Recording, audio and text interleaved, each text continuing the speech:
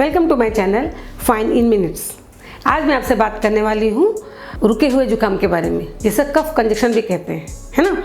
तो एक्चुअली क्या है ना कि देखो, घबराने वाली बात नहीं है, जुकाम का होना भी बहुत ज़रूरी है।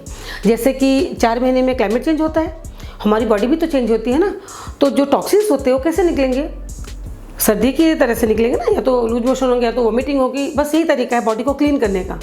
पर अगर ये प्रॉब्लम बढ़ जाए और आपका जुकाम ठीक ना हो जल्दी, तो आगे चल के बड़ी बीमारी का कारण बन सकता है। तो रुके हुए जुकाम को ठीक करने के लिए मेरे पास बहुत ही अच्छी एक रेमेडी है, बहुत ही इजी है, जो मैं आपको बताने वाली हूँ।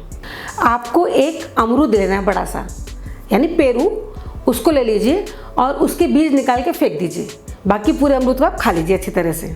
और हाँ, अमरूद खाने के बाद में आप नाक बंद कर लीजिए ऐसे और पानी पी लीजिए। इससे क्या होगा, आपका रुका हुआ जुकाम सिर्फ 2 दिन में ठीक हो जाएगा, ज़्यादा से ज़्यादा 3 दिन, है ना। तो 3 दिन में आपका रुका हुआ जुकाम पूरी तरह से बह के निकल जाएगा।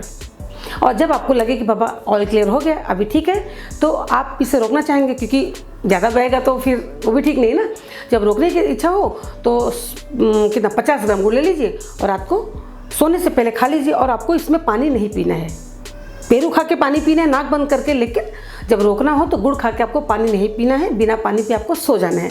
सुबह देखिए चमत्कार, आप एकदम टकाटक हो जाएंगे।